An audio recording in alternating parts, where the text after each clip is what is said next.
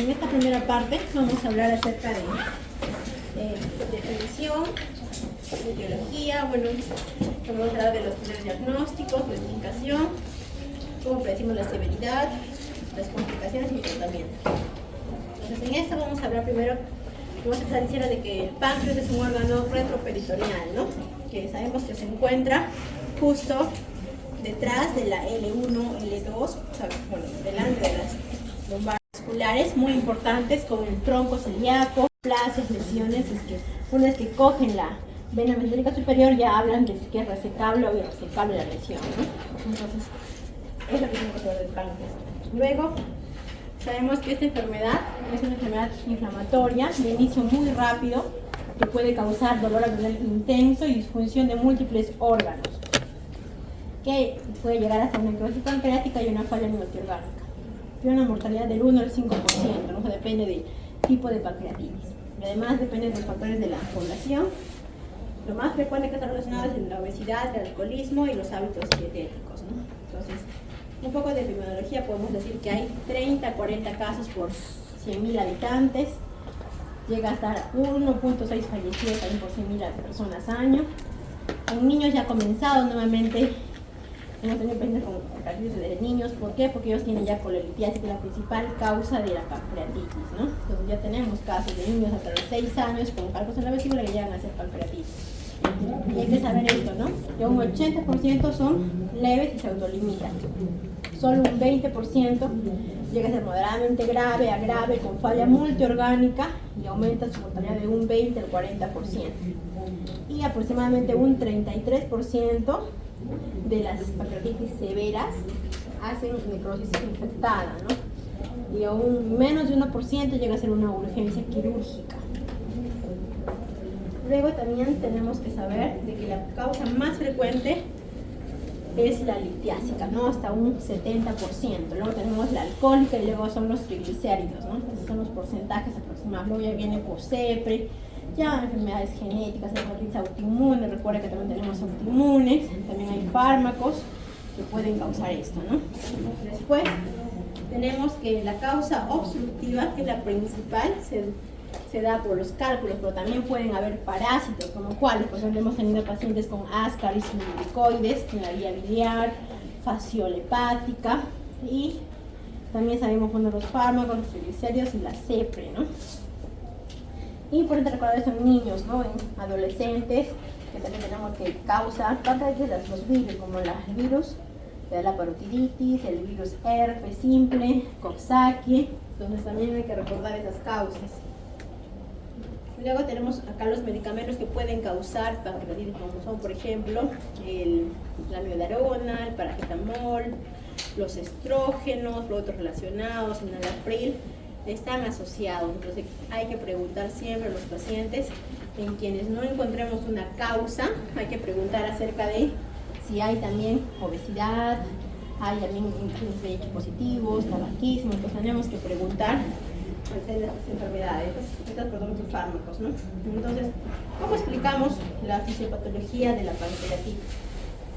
Tenemos que tener 3 puntos, ¿no? Uno, que es la precarga, ¿no? Vemos todo el volumen sanguíneo que va a ser parte de la bomba, que va a comenzar a llevar a perfundir todos los órganos, ¿no? Entonces, siempre y cuando tengamos una buena precarga, o sea, no haya deshidratación, no haya náusea, no haya vómito, va a mantener un buen flujo a nivel de todos los órganos. Pero si en este caso hay un desorden, una desequilibrio, hay la presión, que va a hacer que también llegue a todo nivel el flujo sanguíneo. Si hay un problema acá, entonces es lo que va a alterar la pancreatitis. Ahora vamos a ver cuáles son las principales. Por ejemplo, en la tipo 1, en la pancreatitis, inicialmente vemos que no llega a alterarse mucho la precarga. ¿Por qué? Porque no llega a haber tanta náusea, tanto vómito, no hay secuestro en el tercer espacio. Entonces, en la primera fase de la pancreatitis aguda leve, que es la mayor cantidad que te van a tener, hasta un 80%, no va a haber mucha alteración. Entonces, en este momento, el hidratarlo de manera agresiva no va a ser importante, ¿no? ¿Por qué? Porque no ha habido muchas pérdidas, no hay secuestro en el tercer espacio. Entonces, esto va a funcionar adecuadamente, ¿no? Va a haber una buena precarga, va a haber una buena perfusión de los tejidos, va a llegar a los órganos blancos, entonces no va a haber una función alterada de los órganos. Pero, ¿qué pasa cuando esto empeora y llegamos a la liga de la hipovolemia? En la liga de la hipovolemia, ahí sí hay marcado aumento de pérdidas, ¿no? A nivel de vómitos, puede haber náuseas, además hay conexiones, ¿no? Conexiones intrapancreáticas o peripancreáticas, también conexiones en el tercer espacio, todo esto hace que ya haya una hipovolemia. Al haber hipovolemia, ¿qué va a pasar? Va a comenzar a aumentar inicialmente más la presión para poder compensar esta hipovolemia, y si no hidratamos a tiempo, ¿qué va a suceder? Ya va a haber un aumento de la permeabilidad capilar. ¿Qué quiere decir eso, no? Por ejemplo, cuando ustedes, digamos, hacen un golpe en la mano, aumenta, ¿no? Hay un edema intersticial, igual acá, ¿no? Entonces, al haber una injuria pancreática, hay un edema, y eso hace que haya mayor permeabilidad capilar, o sea, hay mayor cantidad de fluidos que se van hacia el intersticio. Entonces, se pierde más, hay más secuestro en el tercer espacio. Entonces, ¿eso qué condiciona? Que además de la hipovolemia dada por las pérdidas, las colecciones o el secuestro en el tercer espacio y el aumento del volumen de permeabilidad capilar, va a haber menos flujo sanguíneo que llega a los órganos blancos, ¿no? A los órganos como el cerebro, riñón. Entonces, ¿qué va a haber? Va a haber una hemoconcentración. ¿Y esto qué va a ocasionar?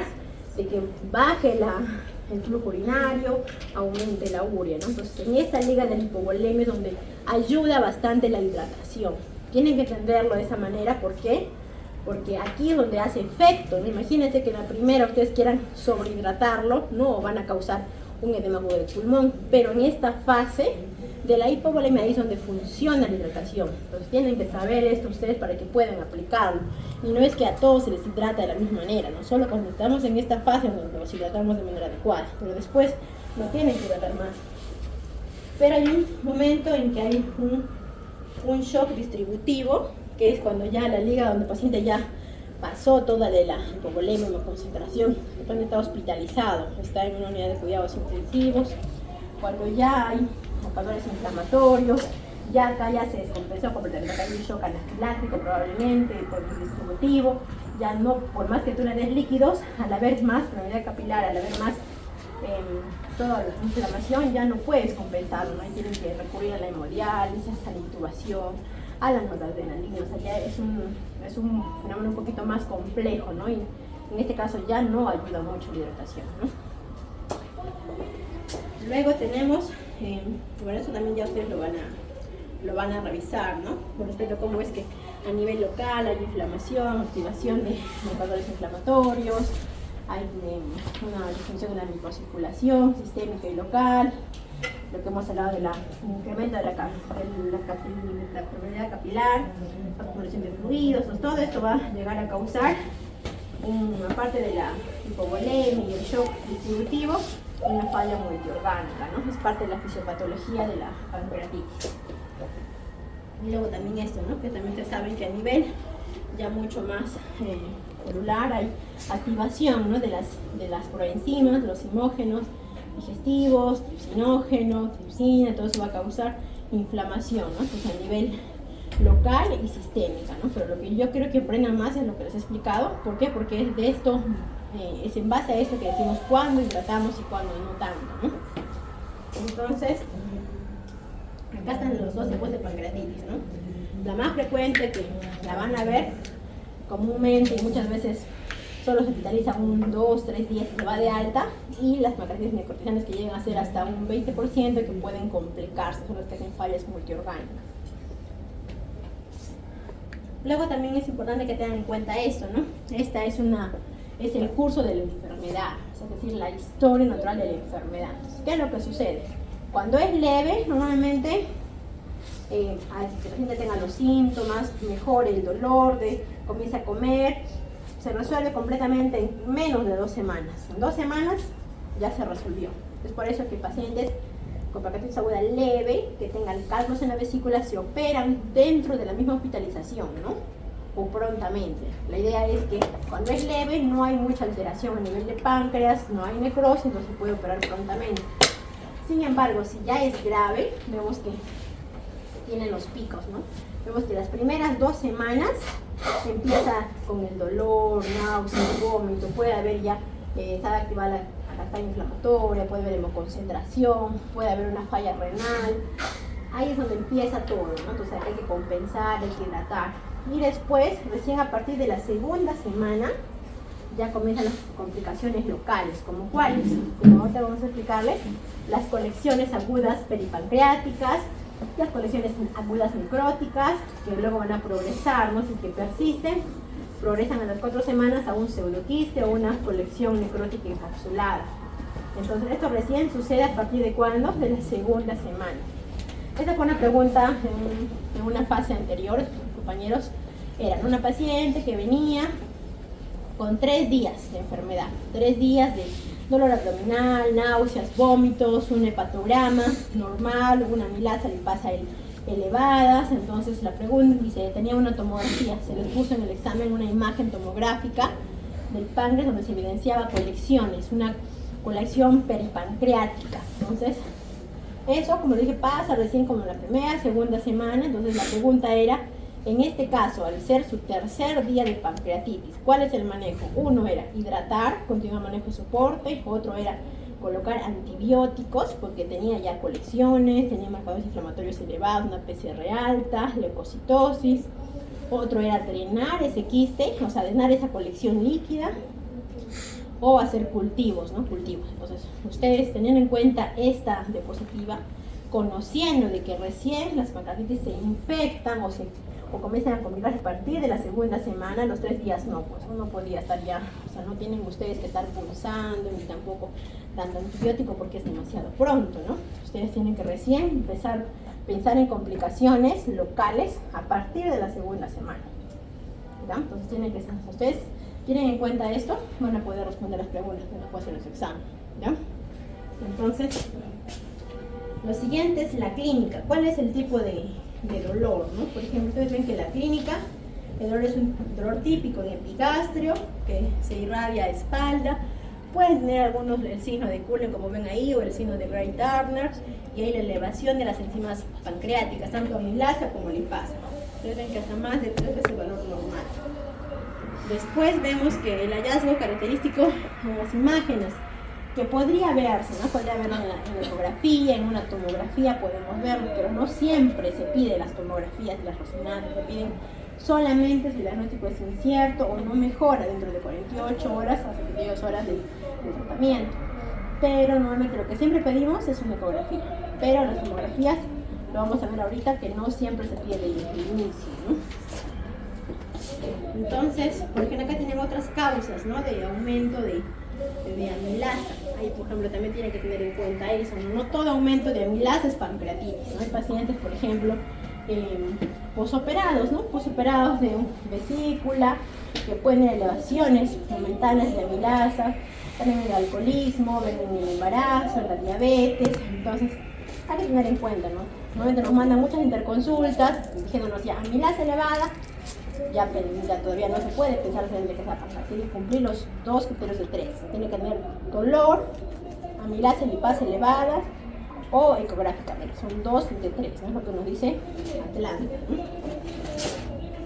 Después tenemos, acá dice cómo es que podemos ver a la ecografía, ¿no? El páncreas se ve edematoso, con un aumento de tamaño, nivel transversal, debe ser realizada por todos los pacientes con pancreatitis aguda al ingreso, ¿no? Se detecta el origen litiásico, ¿no? Y descarta signos de obstrucción de la vía biliar. Entonces siempre pedir ecografías a pacientes con pancreatitis aguda. La tomografía es la técnica de elección, ¿no? Debe tener una sensibilidad elevada o una sensibilidad también elevada y está indicada solo en casos de duda diagnóstica, en caso de que el paciente ya está teniendo una pancreatitis grave, haya fallo multiorgánico o sospecha de complicaciones. También en el resto de pacientes con pancreatitis aguda clínicamente grave, se hace la tomografía a partir del 3er a 5.º día. ¿Por qué? ¿Por qué no antes? Porque el daño todavía no se ve tan pronto. Ustedes piden a las 24 horas, no se va a ver el daño, o sea, no se va a ver la necrosis, no se va a ver las colecciones, no tiene sentido pedirlo antes. Recién a partir del 3er día, 72 horas, ¿no? Y la resonancia, ¿cuándo se pide? Se utiliza en forma de colangio o resonancia magnética para ver vía biliar, si no hay cálculos que estén en vía biliar, Como ven, ahí tiene una muy buena sensibilidad para la coledocolitiasis. Y también lo podemos pedir en caso de que, por ejemplo, el paciente tenga unos 2 meses de evolución o más de un mes, más de 4 semanas, para diferenciar si las lesiones, las colecciones pancreáticas son un pseudoquiste o colecciones necróticas, ¿no? Para ver mejor la densidad de las lesiones, si son homogéneos, heterogéneos. Para eso nos sirve, ¿no?, la resonancia magnética. Después tenemos cómo predecimos la severidad. Cómo decimos que un paciente que ingresó por emergencia va a ser un cuadro severo, va a ser una pancreatitis grave. Eso lo vemos según estos scores. Lo vemos, por ejemplo, los scores clásicos que ustedes ya conocen: Ranson, tenemos Marshall, el Apache, Glasgow. Todos pueden aplicar, ¿no? Entonces ahora vamos a ver las recomendaciones según qué es lo que dice la Sociedad Americana de Gastroenterología. Acá tenemos también otros nuevos como el VISA, que ustedes ya lo conocen, y que también, más que seguro que preguntas su examen, tienen que saber cómo, en qué consiste. Te van a calcular el BU, van a calcular cómo está el estado cerebral del paciente, el 6CIR, la edad y si hay una difusión pleural, ¿no? Entonces, es bastante común preguntarles en su examen, ¿no? El VISA. Porque según eso sabemos qué tan severo es, ¿no? Y conocen el puntaje de cuánto, como dice acá, mayor o igual a 3, que nos dice que es severo, ¿no? Después tenemos otros criterios simples, más fáciles de calcular, como por ejemplo el CIRS, la PCR, un hematocrit más de 44, un BUN elevado. Por ejemplo, esta es la recomendación, ¿no? Lo que nos dice cuáles son los exámenes que nos puede predecir la severidad. Tenemos la edad más de 55 años, la obesidad, el estado mental alterado. Vemos también el CIRS. El CIRS es muy importante, ¿no?, identificarlo en sus pacientes. Si tienen CIRS, probablemente hagan un cuadro severo. Luego también exámenes de laboratorio. Tenemos el BUN, tenemos el hematocrit más de 44, como les comentaba, una creatinina elevada. Y exámenes en radiográficos, la efusión pleural, los infiltrados pulmonares también. Después tenemos, por excelencia, tenemos lo que es el score de Marshall, ¿no? ¿Cómo es que nos va a ayudar esto para determinar cuál es una pancreatitis aguda leve, cómo es moderadamente severa y cómo es severa, ¿no? Entonces tienen que saber este cuadrito. ¿Por qué? Porque un órgano está fallando cuando tiene un puntaje más de 2. Por ejemplo, creatinina ya de más de 1.92 ya es una falla renal. Cuando la presión sistólica está menos de 90 también es falla renal que no responda a fluidos, ¿no? Entonces tienen que saber esto. Cuando hablamos de una pancreatitis aguda leve, cuando no hay ninguna complicación local. ¿Qué es local? Se refiere a que no haya colecciones peripancreáticas ni intrapancreáticas y tampoco no hay una falla de órgano blanco, o sea, no hay más de 2. Pues si no tenemos más de 2 en ningún órgano y no hay complicación local, ¿qué es? Es leve. Pero si es que hay una falla transitoria de órganos menos de 48 horas y o complicación local, como por ejemplo una colección peripancreática, que es, ya es moderadamente severa. Un paciente que digamos tenga una colección peripancreática solamente sin falla de órgano, ¿cuál sería? Moderadamente severa, ¿no? Esta puede ser su pregunta. Entonces, puede que no haya falla de órgano, pero si ya hay colecciones, ya es moderadamente severa, ¿ya? Otro, ¿y cuándo es severa? Cuando claramente hay falla de órgano más de 48 horas o con o sin complicaciones locales, ¿no? Entonces, esto ya para que ustedes lo organicen, ¿no? Criterios de Ranson, qué contiene, con qué ítem se calcula. Más de 3 ya es predictor de severidad. Tienen su Apache, que también más de 8 ya predice severidad. Tienen también la PCR, más de 15 miligramos, también predice severidad, pero a las 72 horas, como dice ahí. La creatinina igual, elevada, también predice necrosis pancreática, infectada. También vemos, acá hay que diferenciar bien, ¿no? Una cosa que es PCR, que habla de inflamación. Lo que nos da la más infección es la procalcitonina, ¿no? Entonces, en este caso, para la carretera también nos es útil estos ambos valores, ¿no? Y luego, ¿qué nos recomiendan? Las guías, tanto la guía de Páncreas, la americana, recomienda siempre utilizar, ¿no?, algún predictor. Puede ser cualquiera, puede ser el Apache, puede ser solo el PCR o el Visa, pero tienen que utilizar al menos uno, o sea, siempre. Lo que más comúnmente tenemos a la mano puede ser el Visa, por ejemplo, ¿no? Y acá están sus cortes. Cuando se dice que el Apache más de 8 ya nos predice severidad. El Visa también más de 3. Tenemos la URA, el ingreso, más de 60. Una PCR más de 150 también predice severidad. Entonces, tienen que saber esto para poder determinar en qué momento la gente puede hacer una parálisis severa o no. Entonces, y nuevamente acá para indicar cuándo indicamos la tomografía, cuando el diagnóstico es poco claro, cuando hay predictores de severidad, una PCR muy alta también hay que hacer este examen, cuando hay un deterioro clínico. Ya, y nuevamente cuando les dije a partir del tercer día. ¿Por qué? Porque ahí recién aparece la necrosis y las complicaciones locales, como por ejemplo peripancreática, ¿no? Y la resonancia magnética, como les comentaba, es mucho mejor detectando las necrosis que la tomografía. ¿Ya? Entonces en este caso es mejor en pacientes renales que no podamos hacer la tomografía con contraste, se puede hacer una resonancia. Y también este es un ítem importante, ¿no? Que salió en la guía última de americana de gastroenterología, que en mayores de 40 años que no tengan una causa establecida, que no haya, por ejemplo, colelitiasis, que no haya triglicéridos altos, que no sea alcohólico, hay que pedir una tomografía siempre, ¿ya? Mayores de 40 años. ¿Por qué? Porque puede haber un cáncer de páncreas. El cáncer de páncreas normalmente no se ve en la ecografía, se ve en una tomografía especial, una tomografía con protocolo de páncreas. Entonces, eso no es algo nuevo, ¿no? Del año pasado. Y también acá hay que tener en cuenta cuáles son los marcadores de severidad según tomografía. Entonces, en la tomografía ustedes tienen acá todos los scores, ¿no? Hablamos acá de Baltasar, ¿no? Cuando decimos que es un Baltasar A, cuando es normal. Cuando es un Baltasar B, cuando está edematoso, un poquito, como le dicen, un poquito rechoncho el páncreas. Cuando decimos que es un C, cuando ya hay anomalías intrínsecas del páncreas, asociado como a un cambio en el tejido peripancreático, ya no está bien definido, ¿no? El borde del páncreas. Y D, cuando es una colección, y E más de 2 colecciones, ¿no? 2 o más colecciones. Entonces, y según el grado de necrosis, clasificamos para ver qué tan severa es la pancreatitis. Muchas veces nos mandan informes como pancreatitis aguda, severa, con necrosis de más del 50%. Entonces, eso también nos ayuda como un predictor de severidad, ¿ya? Después tenemos las complicaciones locales. Como les había comentado, la colección líquida aguda peripancreática es cuando la colección es completamente homogénea y normalmente se dan en pancreatitis agudas edematosas, podría presentarse. Y si se resuelven espontáneamente en menos de 4 semanas, o si es que persisten, pueden progresar a un pseudoquiste pancreático.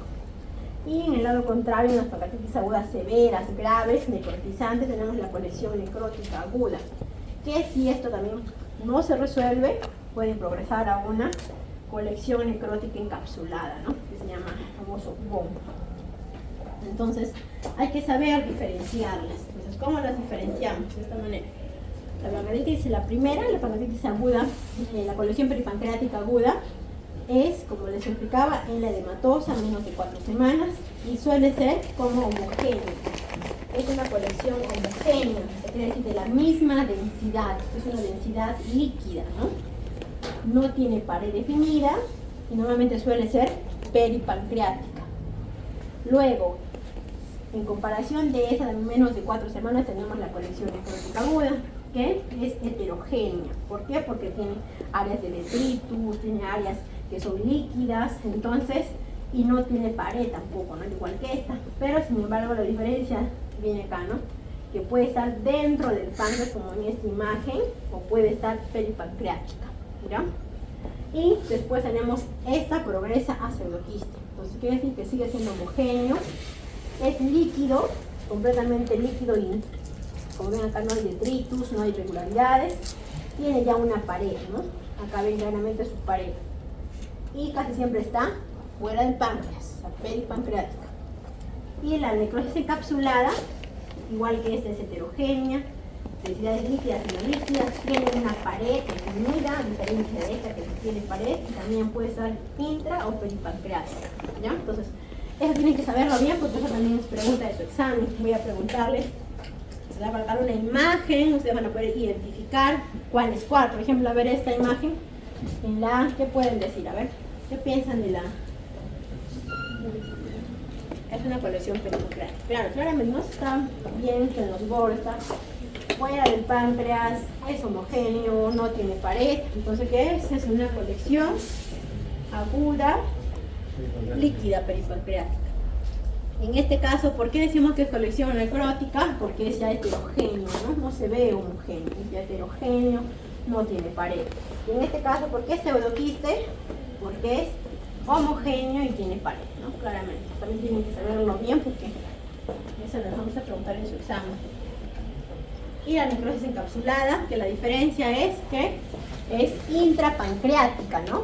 En este caso está dentro del páncreas, está dentro del páncreas, hay densidades líquidas, incluso hasta hay aire, ¿no? Todo lo que se ve de color negro en la tomografía es aire, tiene hasta aire adentro, que podría corresponder, podrían ser burbujas de aire, que podría ser una necrosis pancreática encapsulada que está infectada, ¿no? Entonces eso nos dice el área, lo pueden ver obviamente en esta tomografía.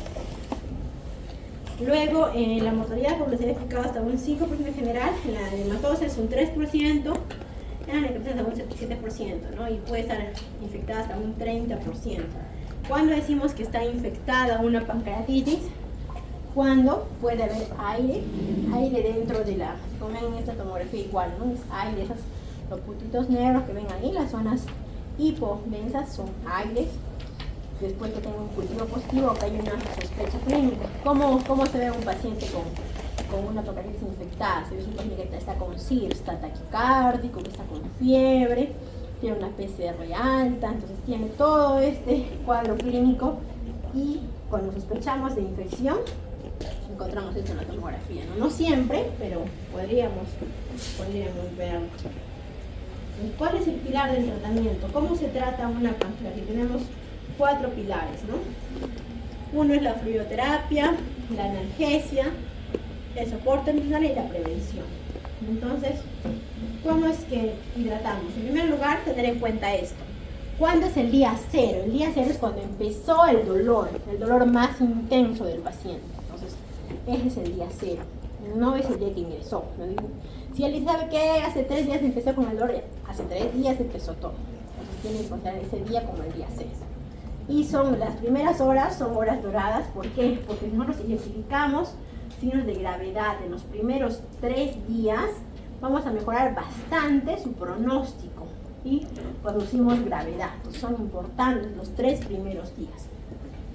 Ahí es donde tenemos que actuar. Entonces, ¿por qué es importante hidratar tempranamente? Uno, ¿por qué? Porque vamos a compensar la pérdida de fluidos. Luego vamos a mantener la perfusión del tejido pancreático. Vamos a prevenir la hipercoagulación. ¿No? Sabemos que hay una hemoconcentración, sabemos que hay una alteración, una disfunción de la coagulación. Entonces vamos a ver, vamos a hacer que prevenir que se active la cascada inflamatoria, mucho más de lo que ya está. Y si lo hacemos rápidamente, dentro de las primeras 24 horas va a ser más eficaz, ¿no?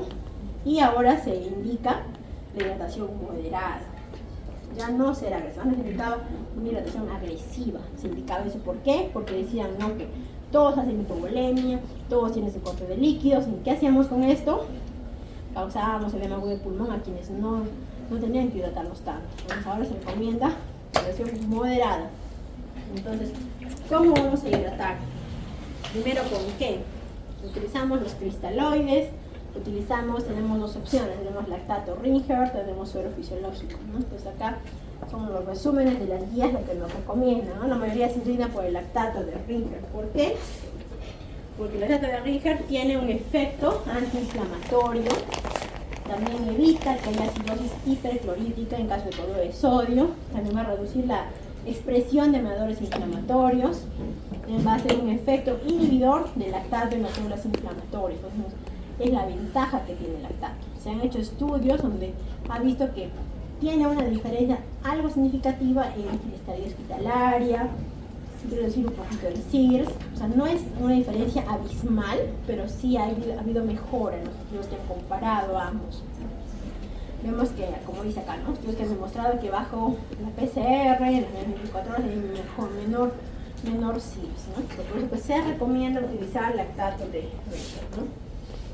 Entonces, ¿en qué deshidrataríamos, no? Uno, cuando es leve, que dijimos que no hay complicaciones nuevamente locales, no hay falla de órgano, ni tampoco hay secuestro de líquidos. En este caso, no requiere tratarlo mucho.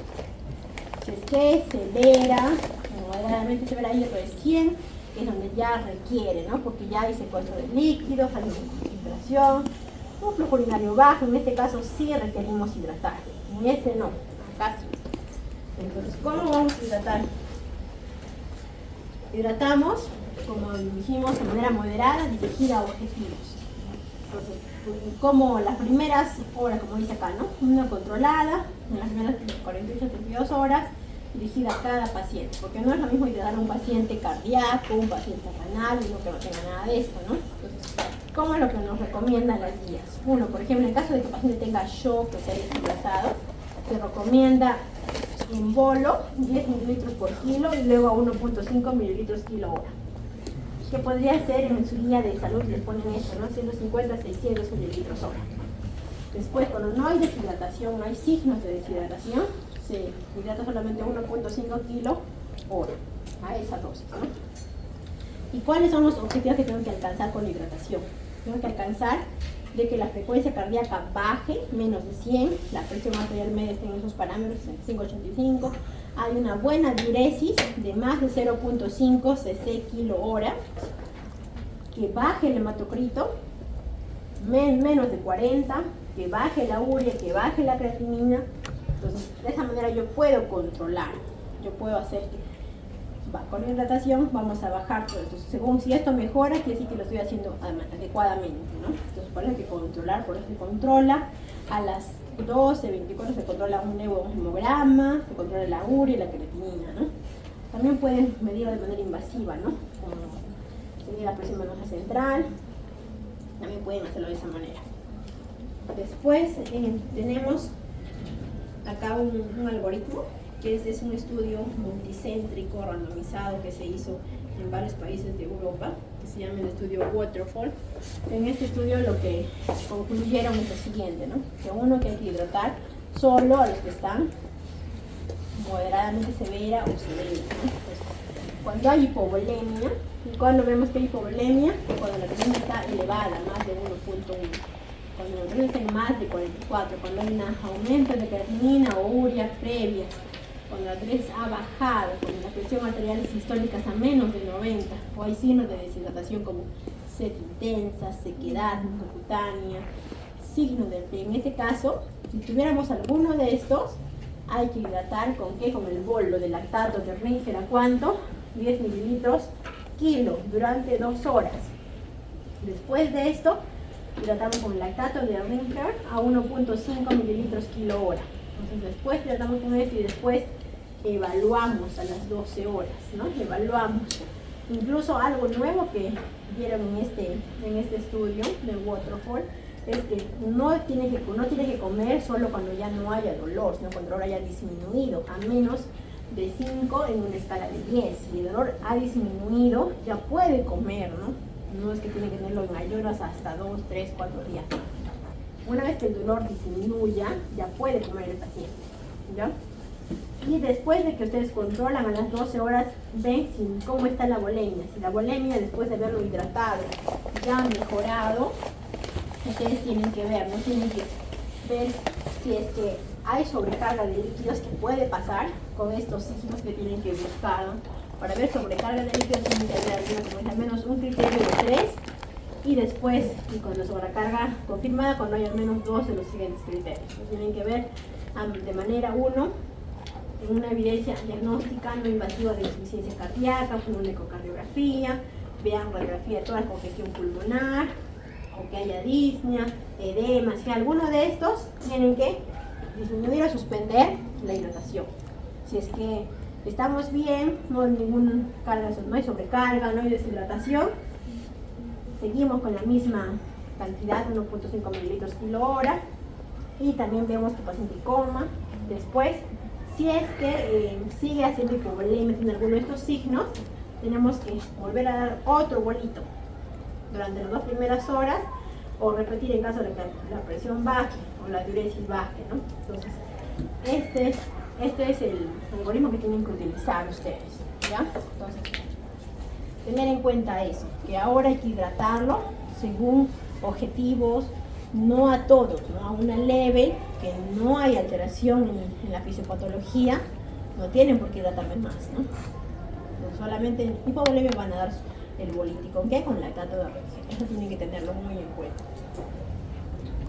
Después, ¿cuándo nutrimos al paciente? Como dijimos, nutrimos al paciente cuando uno, ahora esto de sin dolor ya cambió, decimos que duela, pero menos, mucho menos de lo que empezó, y que tenga apetito.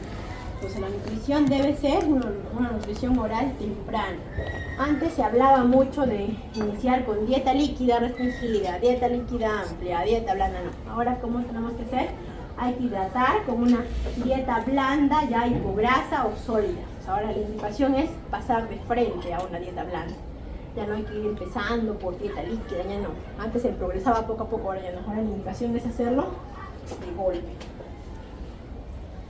Después, ¿cuándo damos nutrición enteral? ¿En quiénes damos nutrición enteral? En pacientes que no tengan una buena tolerancia las primeras horas, ¿no? Cuando no hay una buena tolerancia, sigue con dolor y vemos que está lleno, tiene algún factor que nos predice que va a ser severa, está en CIR, tiene una PCR muy elevada, el dolor es muy intenso, no baja a menos de 5/10, ahí tenemos que darle una nutrición enteral. ¿Por qué? Porque de esta manera vamos a estimular la actividad metabólica del intestino para preservar la integridad del páncreas, de la mucosa intestinal, ¿no? Y también vamos a preservar que no haya mayor isquemia pancreática, ¿no? Entonces, es importante hidratar. En caso de que no pueda comer, tenemos que darle nutrición enteral. ¿Y con qué? Con lo que comúnmente se utiliza en los hospitales, tenemos osmolar, ¿no? Pero, ¿y por qué vía? Nasogástrica, nasoyunal. En realidad se ha hecho la comparación y es igual. Solamente se da en quienes se puede colocar solo nasoyunal por vía endoscópica, en aquellos que tengan vómitos muy persistentes o que haya una compresión extrínseca a nivel del duodeno. En quienes, por ejemplo, pacientes que tengan una colección peripancreática o ya haya pasado más tiempo, ya un pseudoquiste pancreático, entonces va a comprimir la primera parte del duodeno, que es donde está ubicado el páncreas. Sabemos que el páncreas es un órgano retroperitoneal, está casi siempre detrás del páncreas, está detrás del duodeno. Entonces puede comprimir esta zona del duodeno y puede causar que el paciente tenga que estar vomitando, ¿no? Entonces por eso es que hay que colocar en ellos sin nasoyunal, ¿ya? En esos casos nada más, no en todos. Después, si no puede, la parenteral en caso de que no pueda ingerir nada, ¿no? Por vía oral, que es muy raro, ¿no? Realmente casi siempre tenemos pacientes que hay que colocar la sonda y la toleran. Recurrir a la parenteral no es lo más indicado y trae consecuencias, tiene sus riesgos de translocación bacteriana, mayores infecciones. Entonces, ¿qué es lo que dice en su guía, en la guía de salud que tienen los que vayan a postular? Nos habla de que uno, en la que es no severa, se podría dar nutrición enteral temprana en caso de que no pueda traer la vía oral dentro de las primeras 24 a 48 horas de iniciado el cuadro, ¿no? Y en la severa hay que hacerlo hasta 72 horas como máximo, ¿no? Como máximo. ¿Por qué? Porque se tarda mucho más, el paciente va a empeorar más, va a haber más isquemia pancreática, va a complicarse más. Entonces, es las indicaciones del tiempo. Luego, los analgésicos. La analgesia debe ser, como dice acá, individualizada en cada paciente. Antes se hablaba de que hay que utilizar siempre opioides, ¿no? Hablábamos de tramadol, fentanilo, codeína, o también hay AINES, inhibidores de la COX-2, entonces todo eso se tiene para utilizar, pero lo que nos dice la guía y lo que debemos tener en cuenta es según cada paciente. Si depende le calma con metamizol, endovenoso, con paracetamol, pues paracetamol.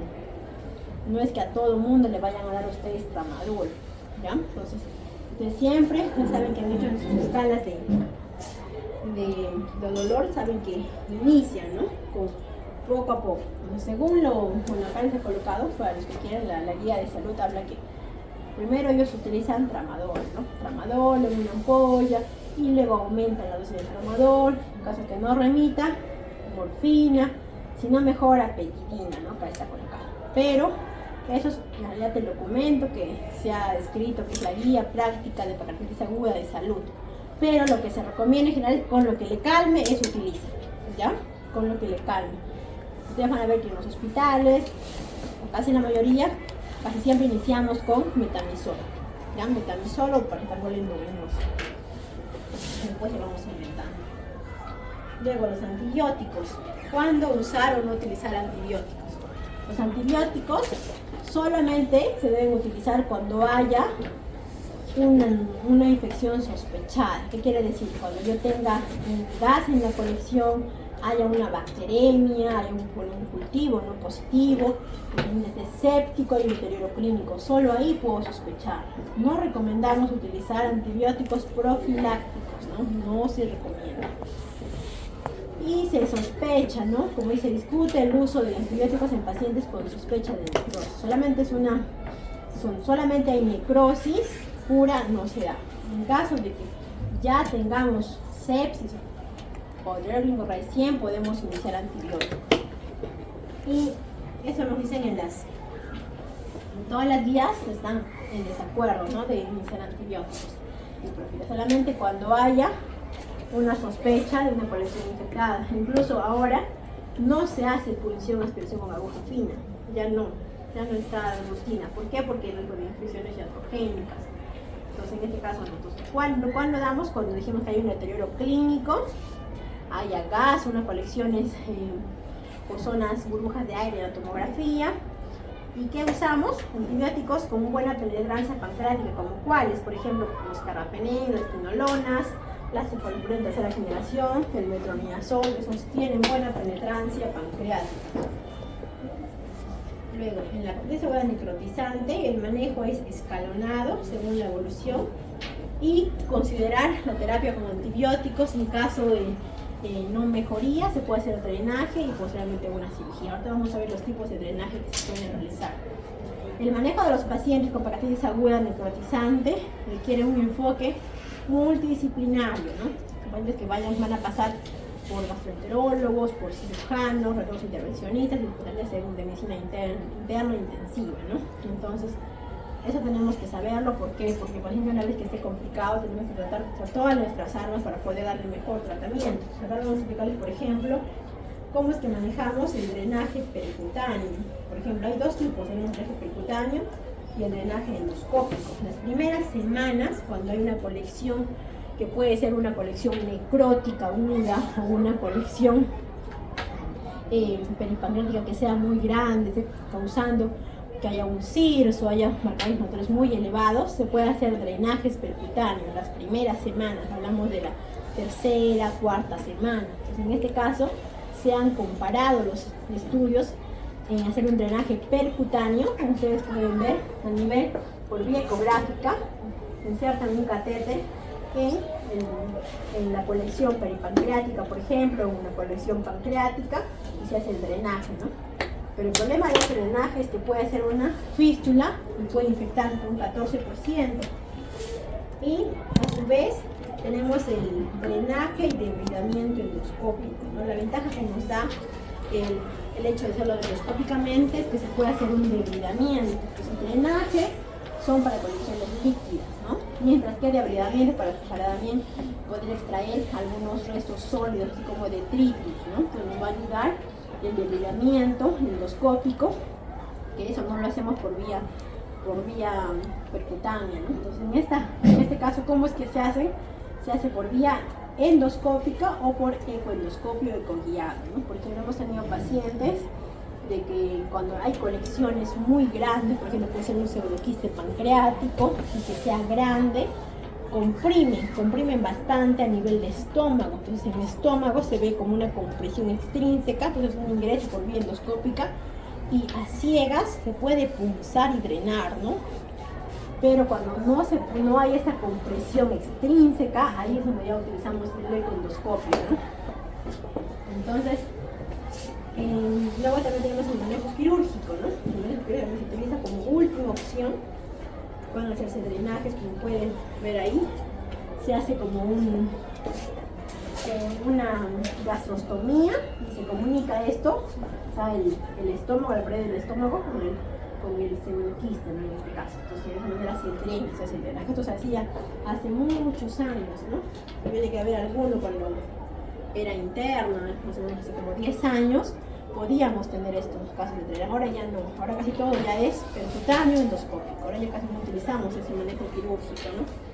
Pero depende mucho, bueno, de la disponibilidad, porque imagínense que ustedes se van a trabajar, no sé, ponle Puerto Maldonado, ahí no tienen ni econdoscopía, ni endoscopía, tampoco tienen radiólogo intervencionista, entonces ¿qué van a hacer? Quirúrgico probablemente, o sea, depende mucho de las realidades en las que están. Por ejemplo, ahora en Goyeneche tenemos ecoendoscopio, está haciendo sus drenajes endoscópicos, también tenemos radiólogo intervencionista, igual en salud, entonces depende mucho de su realidad. No a todos vamos a indicar, ¿no? Hacer las cosas. Por ejemplo, lo que también sabemos que tenemos también dos tipos de drenajes en la capacidad. Uno que se llama un step-up quirúrgico y un step-up endoscópico. Entonces, cuando hablamos del step-up quirúrgico, el primer paso vendría a ser un drenaje percutáneo de la lesión. Y el segundo paso es una necrosectomía. ¿Esto cómo se hace? Entonces, ya tenemos, por donde entramos un dren, que si esto se hace con la paroscopía, se hace un pequeño orificio en la pared posterior, en la zona renal, y se abre y se ingresa con el video endoscopio, como dice acá, pero eso lo hacen los cirujanos, y comienzan a retirar todo lo que es, comienzan a hacer la necrosectomía, a debilitar todo el páncreas, ¿no? Y a la vez que se deja un drenaje, ¿no? Entonces este es un tipo de manejo de colecciones. Pero como dice acá, es un manejo de lesiones necróticas de páncreas con pinzas, con asas, por visión in vitro endoscópica, pero esto es manejado por los cirujanos. Y a su vez también tenemos el step-up endoscópico, que esto lo hacemos los gastroenterólogos. Entonces se hace por vía endoscópica, se ingresa con el endoscopio y se hace un drenaje porque se coloca drenes para que salga todo el líquido. Y hay un segundo paso donde se hace una necrosectomía, donde se ingresan unos stents, se llama, son como unos catéteres metálicos que se expanden solos, y con eso uno ingresa, también ingresa con pinzas, con ágil, y comienza a retirar todo el tejido necrótico del páncreas. Son dos tipos de drenaje, ¿no? En las mejores condiciones. Entonces se han comparado ambos tipos de drenaje, tanto step-up endoscópico y step-up quirúrgico, y como ustedes pueden ver, no hay diferencias significativas, ¿no? Lo único que hay una pequeña diferencia es en lo que es fístula, ¿no? Más hacen fístulas, lo que hacen por vía percutánea, la vía quirúrgica, ¿no? Eso es la única diferencia. Pero lo que pueden utilizar, pues que esté disponible, porque lo tienen que hacer, ¿no? Porque son igual de efectivos, ¿ya? Entonces, eso tiene que, es en caso de que haya complicaciones locales. Y lo que les explicaba, ¿no? Cuando drenar, cuando hacer drenaje, cuando esta colección, por ejemplo, en este caso ustedes ven un pseudoquiste. Esta es una colección homogénea con pared que está comprimiendo el estómago. O sea, al comprimir el estómago causa náuseas, vómitos, o sea, hay que drenarla, ¿no? Se puede drenar por vía endoscópica o vía percutánea, ¿no? Pero hay que drenar esa colección. Luego, entonces, en las colecciones pancreáticas que sean estériles, podemos, como dice ahí, watch and wait, observar, esperar que se resuelven solas. Cuando están infectadas o están causando obstrucción de tracto de salida del estómago, en este caso ya hay que considerar uno, antibiotiterapia, otro drenaje si son completamente líquidas, o si es que tienen restos, es debridamiento, ¿no? Y la necrosectomía para sacar todo el tejido necrótico pancreático, ¿no? Luego, ¿cuándo indicamos la CEPRE en pancreatitis aguda? Se indica CEPRE solo cuando hay pancreatitis aguda asociada a colangitis. En este caso, la indicación es clara, y acá no hay duda. ¿Ya? ¿Y en cuánto se indica el tratamiento? En menos de 24 horas debería hacerse una CEP. Cuando hay pancreatitis aguda con vectores de obstrucción biliar, en lo que haya una dilatación de colédoco, pero no sin evidencia de cálculo, por ejemplo hasta de un 8 o 10 milímetros, una bilirrubina un poquito elevada, en 4 o 5, en este caso se puede hacer CEPRE, pero no es urgente, ¿ya? En este caso. Y cuando no hay obstrucción biliar, ni pensarlo, pues no tienen por qué hacer una CEPRE cuando no lo requiere. Entonces, la CEPRE solo se hace de emergencia cuando hay colangitis. Si es que no hay colangitis, no se hace. Si es que hay obstrucción biliar, se puede hacer, pero hasta en 3 días, ¿ya? Después tenemos las conclusiones para finalizar, ¿no? Por ejemplo, en las severas sabemos que hay que realizar una reanimación controlada con cristaloides. ¿Cuál? La categoría. No está recomendado el uso rutinario de antibióticos. Manejar el dolor según como el paciente calme, ¿no? Como dije, opioides siempre y cuando no ceda con metamizol, paracetamol, recién recurren a esto. Y cuando hacer CEPRE, cuando hay colangitis aguda, nada más. Acá para un casito para que nos relajemos un poquito. A ver, revisen, es un paciente de 54 años que acude a urgencias, con dolor abdominal, epigastrio, instauración brusca, de 24 horas, enrollado en cinturón, con vómitos asociados, sin fiebre termometrada ni tiritona, que son escalofríos, es un caso español. Sin antecedentes de interés, salvo cólicos biliares a repetición y pendiente colestectomía electiva por parte de cirugía general. No toma ninguna medicación biliar. A la exploración, a ver acá calculen su visa. Calculen el visa de este paciente, por favor. Es una presión de 160 a 100, frecuencia cardíaca en 100, respiratoria en 14, buen nivel de conciencia, orientado, colaborador, acumulación cardíaca normal, salvo mínimos crepitantes en ambas bases, abdomen blando, doloroso en epigastrio, con defensa voluntaria, sin peritonismo, un Murphy negativo, un Bloomberg negativo y no hay edemas. Entonces en urgencia le piden varias pruebas, una radiografía, tiene un derrame pleural, ya eso le suma para su visa, ¿no? Otro, en la analítica de orina está normal, sangre, no tenemos leucocitosis, 16.000 leucocitos, una creatinina en 1.2, una urea en 60, para su visa, considérenlo, amilasa 1200, LDH en 360, AST, ALT un poco elevadas, hasta más o menos por 3 veces, color normal, primero total en 1.2, PCR en 2. Y en ecografía, normal, salvo el páncreas edematoso, con líquido libre en flancos, hay una pequeña microlitiasis en vesícula biliar, paredes de vesícula adelgazadas, un Murphy ecográfico negativo y una vía biliar no dilatada. Entonces, ya, con esta información disponible, ¿cuál de las siguientes opciones es la correcta? A ver, ¿tienen su lista? ¿Listita? Vamos a preguntar a ver qué nos responden. Entonces, confirmamos su...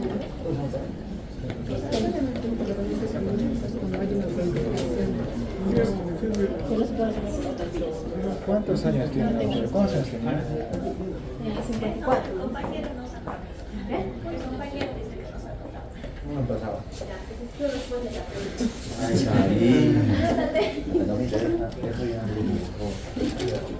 La mitad es clave. Ya, a ver, responde la pregunta y me pasan la lista.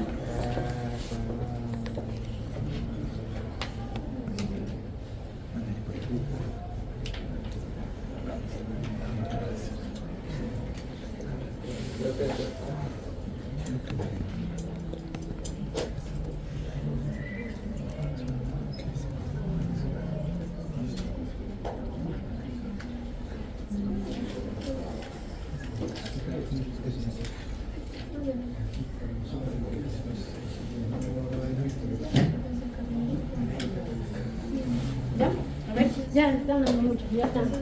Yo le dije, calculen, ¿dónde está su lista? Sí. ¿La lista? Tampoco te habías anotado. ¿Pero por qué no se han anotado? Ya. Una pregunta, ¿tiene falta? La tercera pregunta. Sí. ¿Ya? ¿Por qué? ¿Por qué avisa 3? A ver, dime. ¿Ya cuál es tu alternativa? ¿Cuál es tu respuesta? A ver. Tienes que decir por qué es tu respuesta.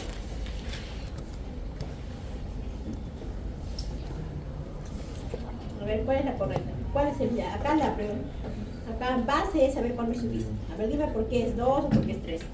Ya rápido, rápido. No tomamos mucho tiempo. Yo les dije que estaba bien calculando. Ya, perdiste. Ya. Es vista 3. ¿Por qué? Porque tiene el boom elevado, tenía también signos de respuesta inflamatoria y la pleura la tenía. Derrame pleural. Derrame. Ya, entonces, según esa alternativa, ¿cuál sería tu respuesta? La D. Ya, y además de eso que dice acá, se debería ingresar al paciente en dieta absoluta, en NPO, el menor tiempo posible y según la evolución, se optaría por una tomografía, ¿no? Entonces, ¿por qué no pueden ser las 2? Bueno, dice 2 porque no es dijimos, ¿no? ¿Y por qué no sospecha de cólico biliar complicado? ¿Por qué no cólico biliar complicado? En la ecografía estaba. ¿Por qué no es cólico biliar? El Murphy negativo. Ya, pero a la vez, un cólico biliar se eleva amilasa y lipasa a ese nivel. No. Ya, pues entonces no es por eso principalmente, ¿no? Entonces la respuesta es correcta, ¿verdad? Esa es la D. Así va a ser su pregunta de examen, así que vayan practicando. Ya, a continuación, ese paciente evoluciona de forma desfavorable desde un punto de vista clínico, con lenta instauración de la dieta, aumento de lactancia de fase aguda, en la analítica de control a las 48 horas se destaca leucocitosis más, no había 12.000, ahora son 14.000, la creatinina ha bajado, está en 1.2, no 0.98, AST y LD también han bajado, GTP también está normal, la catasa normal, el ritmo total en 0.98, el anterior cómo estaba, a ver quién está atento. La otra bilirrubina anterior, ¿cómo estaba la bilirrubina? Nada. Préstame su lista, ¿dónde está su lista? Ya pásenme la lista adelante. Ya, el paciente experimenta una fiebre termometrada de 38.3 grados, sin gritones que son escalofríos. El dolor está controlado. Ya, ahora vamos a tomarles lista, a ver. ¿Quién es Lucía del Carpio Velázquez? Ya, listo. Entonces, fíjate, ¿ya? Hemos visto que han mejorado algunos dolores inflamatorios, han empeorado. Pues en esta pregunta, ¿cuál de las siguientes aseveraciones consideraría falsa? A ver. Uno dice, ¿no? Extraería hemocultivos en el momento de la fiebre, pasaría a otros focos plausibles, ¿no? Porque le piden una radiografía de tórax, hemocultivo, revisión de vías periféricas, secatafilebitis. Dada la mala la evolución del paciente, de la pancreatitis, la aparición de fiebre, una tomografía de abdomen preferente, mantendría dieta oral, no retiraría salvo aparición de síntomas obstructivos.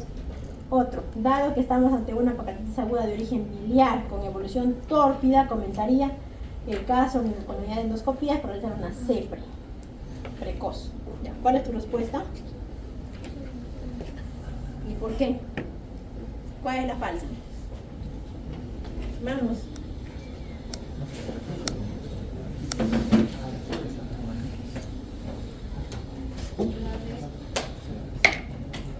¿Por qué? Ahí dice que es de origen biliar. ¿Ya? Dice que es de origen biliar, pero no tiene conexión. Muy bien. ¿Por qué no tiene falangitis? No está presentada. Pero ustedes han hecho cirugía, o sea, ¿por qué no tiene falangitis? ¿Qué? Hay fiebre, 38 hemos dicho. Ya, no hay ictericia. O sea, para colangitis, ¿qué utilizan ustedes en cirugía? Ya. Según Tokio, ¿qué dice colangitis? Tiene que tener. Para sospecha, dos criterios. ¿Pero cuáles? Hay sistémicos de laboratorio y el último de imagen. Ya. En los sistémicos tiene que tener PCR. Sí tiene. Tiene PCR, tiene fiebre, tiene leucocitosis. Ya. Hay como criterio. En laboratorio tiene que tener elevado la bilirrubina. ¿Y cómo está acá? No, Ya. Después, en ecografía, Dilatación en la vía biliar. Ya, acá hay dilatación, no hay.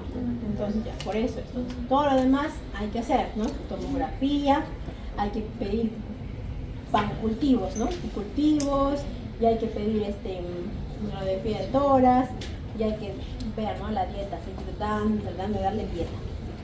Después, este pacientito, entonces, ¿qué hacemos? Se hace un hemocultivo y sale que es una bacteremia por catéter secundario de Staphylococcus aureus, penicilina resistente, no sensible, perdón, que responde de forma favorable tras 10 días de tratamiento con clorhexidina y retirada de la vía periférica responsable. En la tomografía de 72 horas se objetivó pancreatitis aguda necrotizante, ¿ya? Recuerden eso. 50% del parénquima, grado E de Baltasar, con colecciones líquidas asociadas peripancreáticas y a distancia.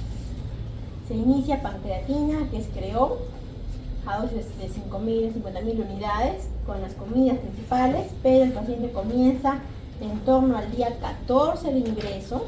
Dense cuenta que siempre acá ponen cuántos días, ¿no? Desde inicio, desde el día 0.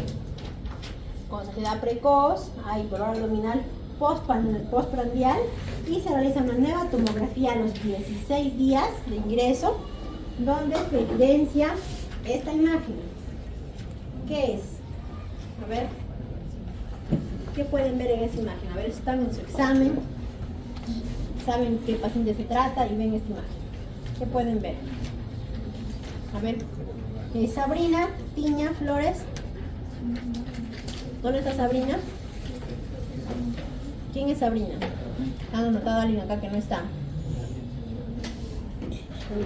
Vamos a avisar a su coordinador para que le quite el punto a esta persona que está anotada acá y no ha venido. Esta vez vamos a avisar a su coordinador que están anotándose y no están, ¿no? Ya, a ver, Miluska Mujica. Ya, ¿qué puedes ver en la imagen, por favor?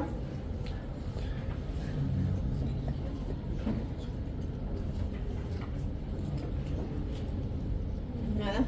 A ver, Nicole Solís.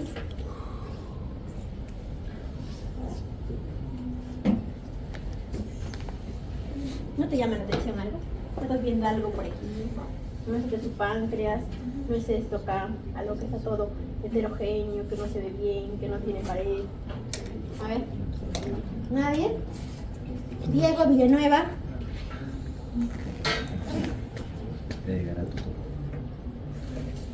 Vamos, ¿qué es? Ya les dije ya ahorita, me acabo de decirles. Baltasar. No, ¿qué es? Necrosis de calcificado. ¿Qué? Estamos en el día 16, chicos, ¿ah? Día 16. Colección necrótica. Dije que no tiene pared. Ya, muy bien. Es una colección necrótica. Entonces, no está corriendo esto. ¿Qué ha pasado? Ya, entonces, ¿ante qué estamos? A ver, ya le hemos dicho ya. A ver, Frank Mamani. Ya, a ver. Ya. ¿Por qué? A ver, descríbeme una colección aguda necrótica. No tenía pared. Ya, a ver. Describe la imagen que acabo de decirla yo misma. A ver. No tenía paredes regulares. No tiene pared. Ya. Otro es Colección heterogéneo, ¿no? Heterogéneo. Luego está intrapancreática, ¿no? Entonces, por eso es una colección necrótica aguda. ¿Y qué está causando esta colección? Una compresión sobre asas intestinales, por lo que pues está con náuseas, vómitos, ¿no? Entonces, en este caso, ¿cuál es el paso a seguir? Un drenaje, ¿no? Mínimamente invasivo. Entonces, ¿con qué se va a hacer este drenaje? Se utiliza un drenaje percutáneo, ¿no? Que pueden verlo en esta parte. Aquí está. Ese es el drenaje, ¿no? Estamos drenando la colección, se drena un líquido ceroso, no purulento, y se envió a microbiología sin ayuda ni mujer. Entonces, el paciente evoluciona de forma favorable durante los siguientes 10 días. Estado de alta por mejoría clínica, con práctica normalización de los retardos de fase aguda y con tolerancia oral completa. Es decir, en un mes, ya ha pasado, mire, ¿cuánto tiempo? Un mes, en consulta externa de pancreatología con una nueva tomografía de abdomen de control de la tasa fecal para que determinar si no hay una insuficiencia pancreática exocrina, una analítica de sangre completa, incluido insulina, péptido C, hemoglobina glicosilada. ¿Por qué esto? A ver, alguien que me diga por qué creen que les pidamos esto. Porque como puede haber necrosis pancreática, puede haber tenido diabetes secundaria. Entonces, por eso se le pide eso, ¿no? Entonces, no obstante, el paciente acude nuevamente 5 días después de esto por vómitos, intolerancia oral. Se realiza una nueva tomografía que muestra lo siguiente. Ya, entonces, ¿qué pueden ver en esa nueva tomografía? A ver, ¿qué hay ahí?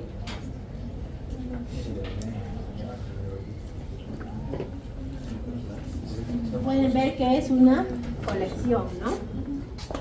Tiene pared, tiene aire, hay líquido acá.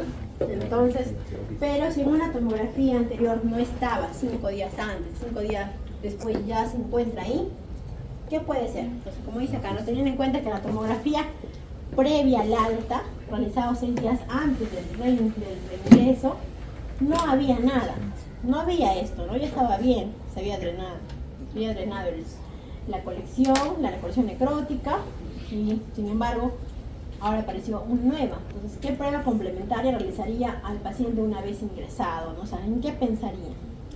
¿De qué pudo haber pasado? A ver, Nils Ludwig Araujo. Ya, ¿cuál es tu respuesta y por qué? ¿Por qué? Pero acá dice colangioresonancia. La colangioresonancia yo veo vía biliar, veo vía pancreática también. Ya, pero ¿por qué? Pues, o sea, ya, resonancia para el páncreas, pero ¿por qué la colangioresonancia? Para ver si esta colección tiene alguna conexión con nuestro. Bueno, estás caliente, pero te hace falta algo importante. A ver, alguien que me responda. Ana Cristina. A ver. ¿Qué piensas? ¿Cuál es tu respuesta? ¿Y por qué?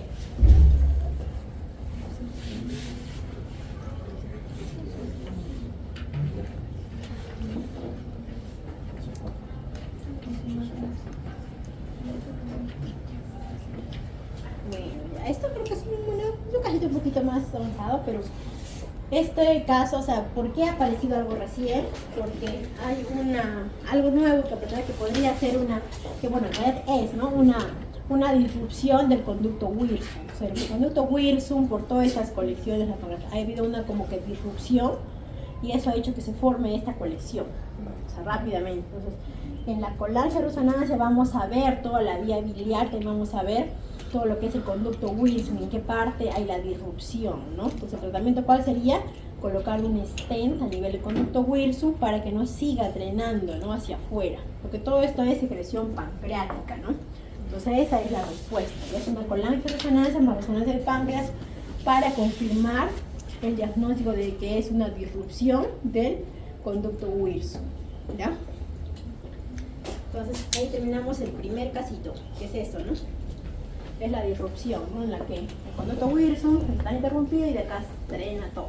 Se coloca acá un stent y ahí se tapa se obstruye, ¿no? esa disrupción. ¿Alguna pregunta con respecto a esto? Vamos a pasar al siguiente tema.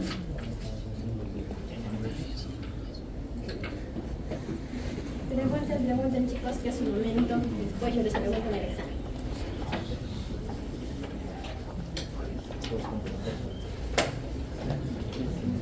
Bueno, ya, pues ahora vamos a empezar el siguiente tema.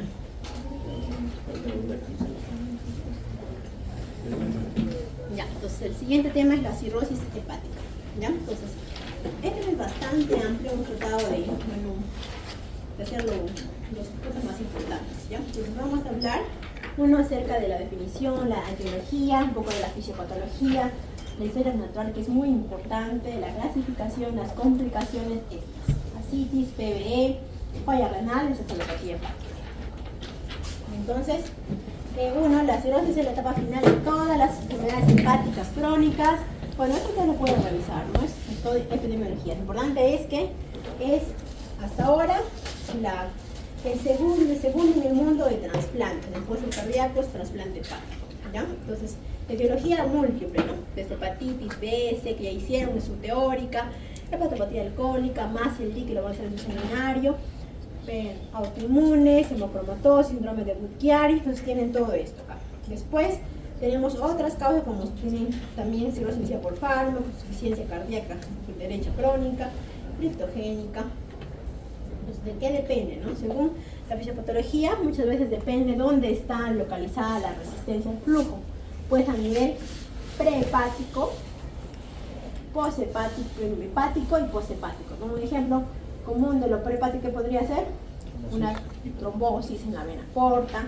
Hepático, que es lo más frecuente que ustedes van a ver, que ahí están las hepatitis, que vienen por alcohol, por el diabetes, todo está incluido acá, ¿no? Entonces, y lo poshepático, que podría ser el síndrome de Budd-Chiari, donde hay trombos a nivel de las venas, ¿no? Entonces, la causa más frecuente de la cirrosis, que no la hipertensión portal, es a nivel hepático, ¿no? Entonces, ¿por qué es importante tener en cuenta esto? Porque una vez que hay hipertensión portal, que es, como ven acá, a partir de más de 5, de 5 a 10 es no significativa, más de 10 es una hipertensión portal clínicamente significativa.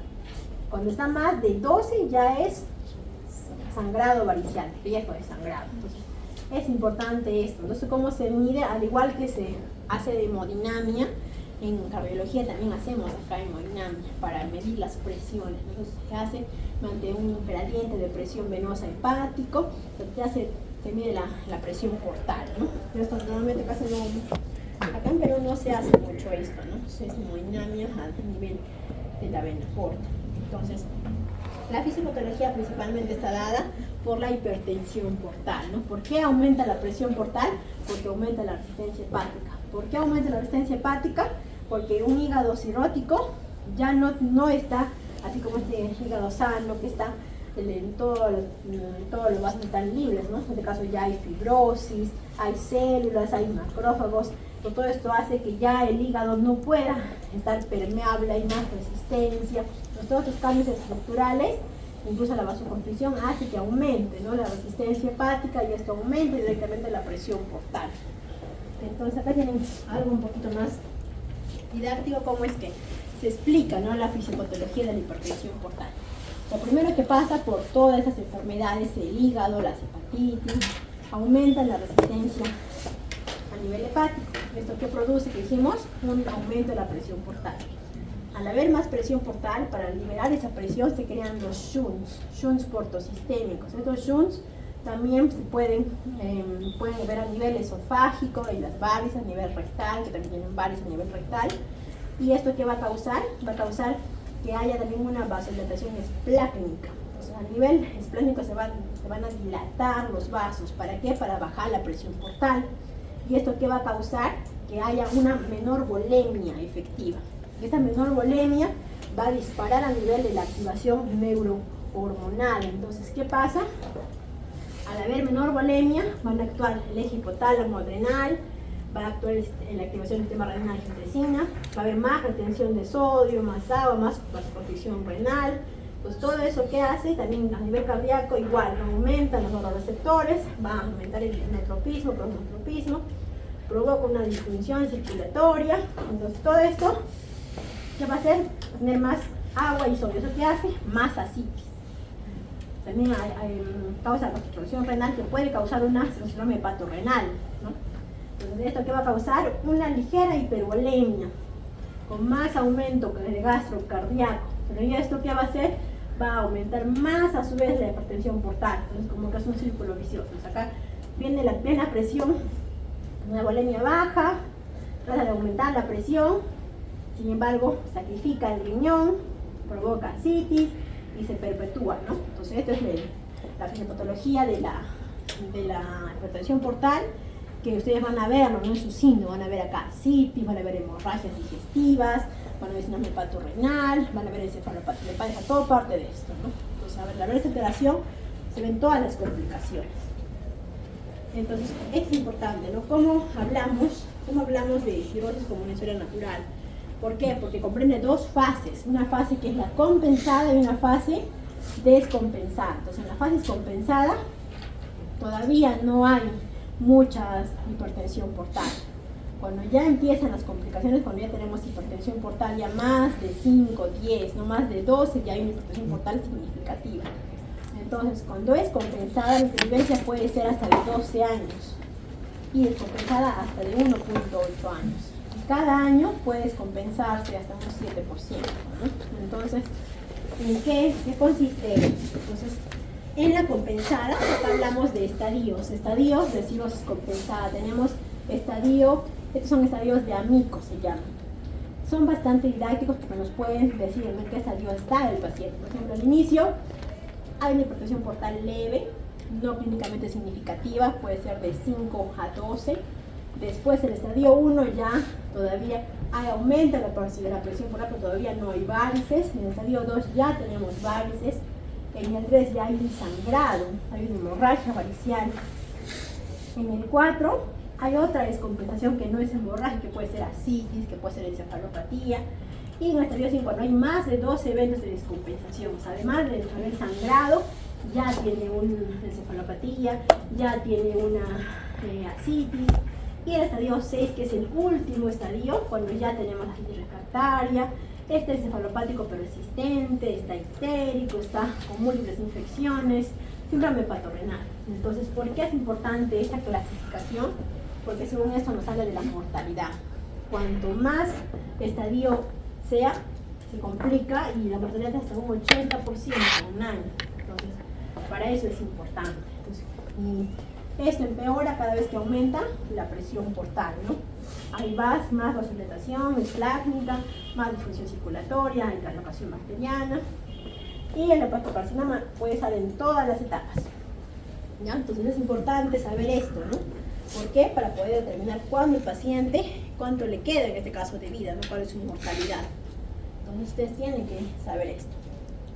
¿Cómo se mide la presión portal? De manera no invasiva, midiendo las plaquetas. Cuando siempre vemos plaquetas. Cuando dan las plaquetas menos de 150.000 hay más riesgo de varices. Una ecografía, una porta más de 12 también. Circulación colateral también. Un Doppler espleno portal que nos hable de la inversión del flujo de la vena porta también. La elastografía hepática, que puede ser por vía FibroScan o vía Sherworth, que es un ecógrafo normal o especial.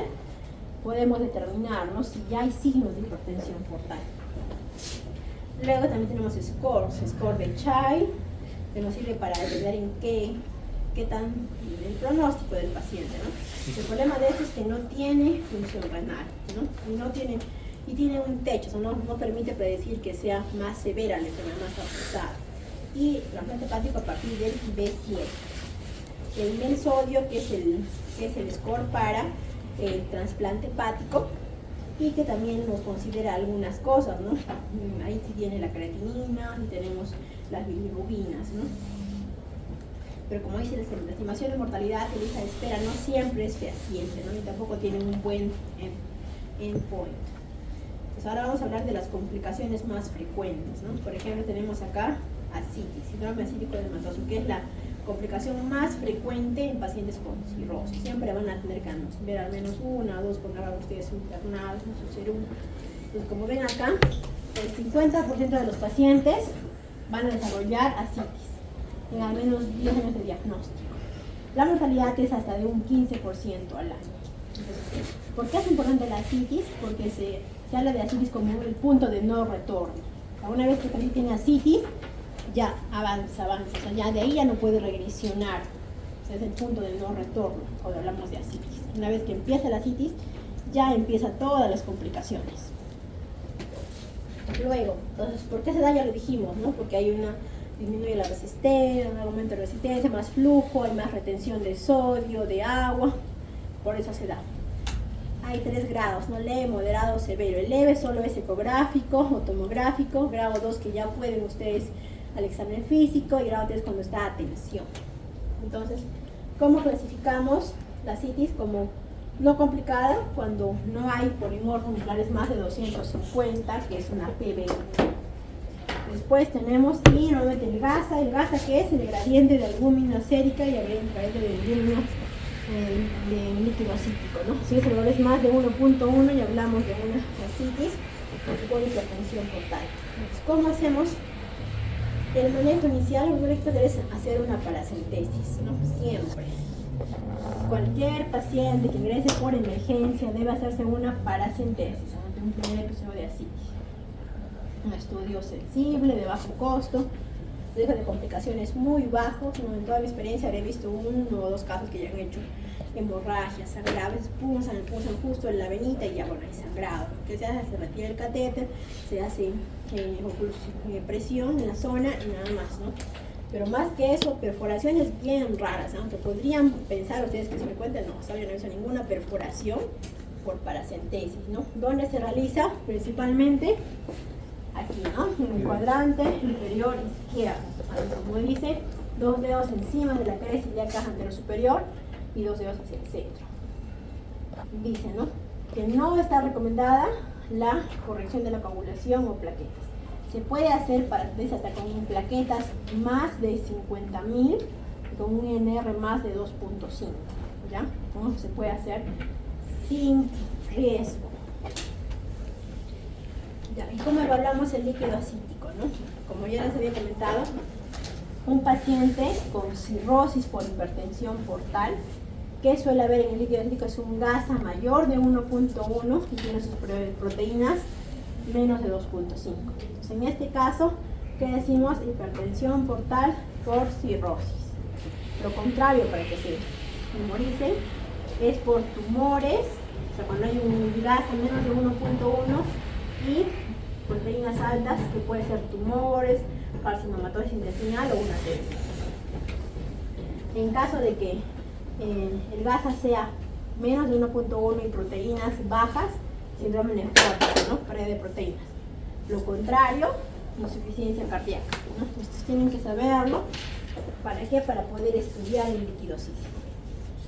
Luego, dijimos ya que el gasa más de 1.1, hay que pedir siempre recuento celular, ¿no? Entonces, cuando ustedes pidan recuento celular, para hacerlo correctamente, por cada 250 glóbulos rojos en su líquido acítico hay que restar un polimorfo nuclear. Muchas veces siempre se punza una venita, un vasito y sale con sangre ese líquido acítico. Tienen que hacer esa resta, ¿no? Para tener un conteo correcto. ¿Y en qué se cultiva? En frascos de hemocultivo, ¿no? Y también hay que pedir proteínas totales, siempre. Luego, ¿cómo se trata? Si el grado es 1, solo la dieta, liposólico. En el segundo grado, además de los diuréticos. ¿Qué diuréticos? Tenemos espironolactona. Empezamos con 100, subimos hasta 400, furosemida de 40 hasta 100. Normalmente iniciamos una de cada una. Una espiro, una furosemida. Y vamos cada 3, 4 días aumentándola según baje de peso adecuadamente. Si tiene edemas, ¿cuánto baja? 1 kilo diario. Si no tiene edemas, medio kilo diario. Cuando hay tercer grado, hay que hacer una parácentesis evacuatoria total, con reposición del albúmina, además de lo anterior. Función circulatoria postparacentesis es cuando sacan líquido de más y no reponen con albúmina. ¿Qué pasa? En este caso, como hay una vasodilatación arterial esplácnica y además hay hipovolemia porque se han retirado el líquido, se activan los temas neurohumorales y provocan más vasoconstricción renal que se desencadena como en una injura renal aguda. Más ascitis, más edema, más hiponatremia. Entonces, para evitar este síndrome, ¿no? Esa disfunción circulatoria postparacentesis, ¿qué hacemos? Colocamos albúmina. ¿Y cómo se coloca la albúmina? Como dice ahí, reponemos con volumen, con albúmina endovenosa a razón de 8 gramos por cada litro de ascitis extraída, luego de 5 litros. O sea, el sexto litro lo sacan con albúmina. Entonces, ¿cómo hacen? La albúmina normalmente viene al 20%, viene un frasco de 50 cc, y sacan sus cálculos, sale que cada frasco tiene 10 gramos de albúmina. Entonces, aproximadamente es así, ¿no? Ustedes sacan un litro de líquido acítico, a partir del sexto litro de líquido acítico, colocan una albúmina, séptimo litro, segunda albúmina, así van colocando. Ya de esa manera, su paciente no va a ser una disfunción post-paracentesis, ¿no? Entonces, Así tiene que, así evita, ¿no? Evita la falla renal, evita que haya más ascitis, más edemas y hiponatremia. Después, en caso, como ven ahí, casi todos van a responder, ¿no? Casi todos responden a la paracentesis, a los diuréticos, ¿no? Hasta un 90%. Quienes no responden, un 10%. ¿Y es cómo se llama? Se llama antirrefractario. En este caso, ¿qué vamos en tratamiento? TIPS, que es una transposición. Ahora voy a verles con una imagen cómo es que deriva, ¿no? La sangre de la vena porta para que baje la presión portal, o trasplante hepático, ¿no? Entonces, en este caso, ¿cómo se define la antirrefractaria? Es aquella ascitis que no puede ser eliminada o cuya recidiva no puede ser evitada, ¿no? Hay dos tipos: la resistente a diuréticos y la intratable con diuréticos. Esta es el 20%, ¿y qué quiere decir? Que yo le doy la dosis máxima, digamos, de 160 de furosemida, 400 de piridoxina, y mi paciente no mejora, no responde, sigue con ascitis, sigue con edemas. Y esa la intratable, que es 80%, que debido a complicaciones como por ejemplo la cefalia renal, hace hiponatremia, hace hipercalemia, hace encefalopatía. Entonces, como que yo le quiero subir y ya se pone mal, se complica con algo, entonces no le puedo subir más. Entonces, hay dos tipos, ¿ya? Esta es la más frecuente. Entonces, en este caso, ¿qué hacemos? Como les expliqué, los efectos adversos, ¿cuáles son?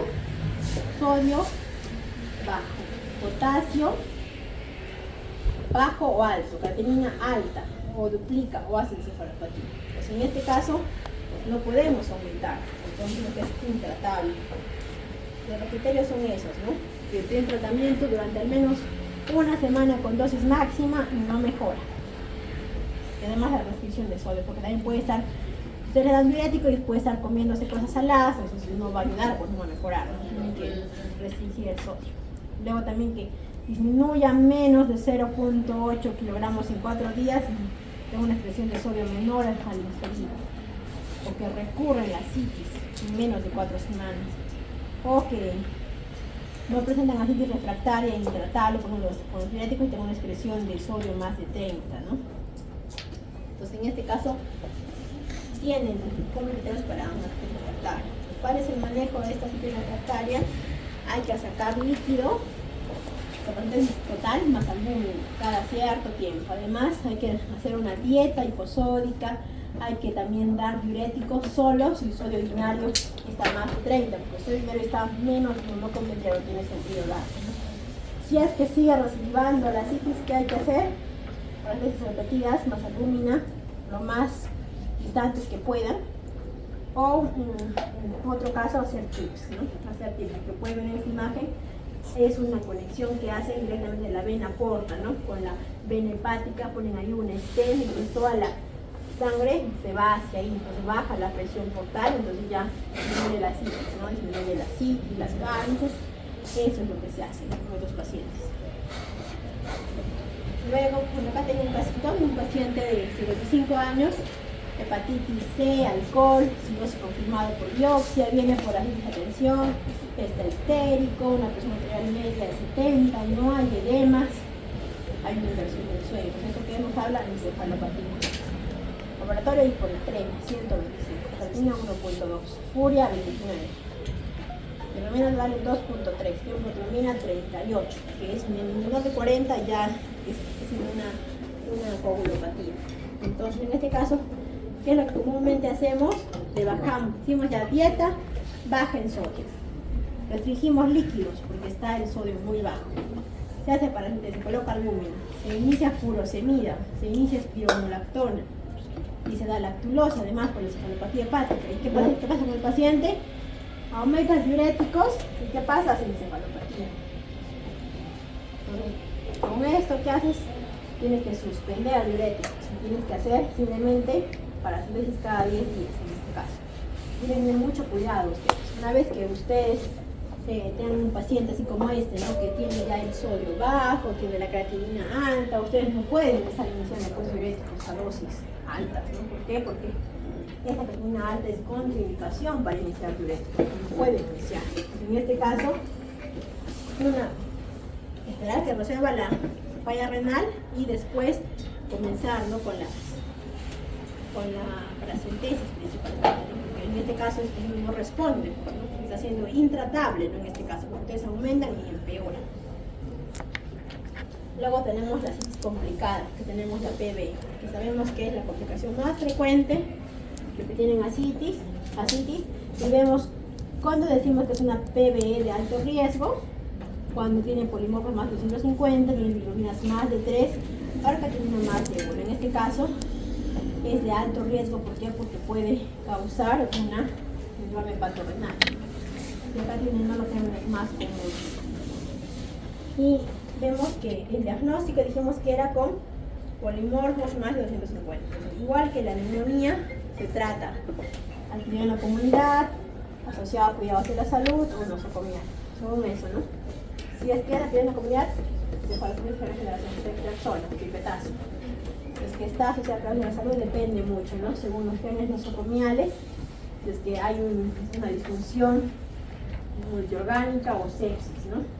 Y en caso que sea nosocomial, vamos a los carbapenémicos, vancomicina. Este es el manejo de la PBI. ¿Y cómo evitamos? Como además de antibiótico, que se da albúmina, ¿no?, a esta dosis. Para prevenir el hepato renal, como lo dije siempre, cuando vemos que sale la albúmina alta, hay que pensar que puede hacer ya un hepato renal. ¿Cómo hacemos profilaxis primarias a aquellos que todavía no han tenido una PBE para evitar que tengan el primer episodio? En quienes damos tratamiento antibiótico con aquellos que tengan proteínas bajas en el líquido acítico menos de 1.5, que sea un child B más de 9 puntos, o también más de 3. En este caso hay que darle profilaxis primaria. ¿Para qué? Para evitar que haga un primer episodio. Secundaria en aquellos que ya han tenido PBE. ¿Con qué damos profilaxis? Norfloxacino de 400 una vez al día o cipro. O también, como dice, metronidazol. La falla renal en cirróticos. La falla renal en cirróticos también es otra complicación muy frecuente de los pacientes con cirrosis hepática.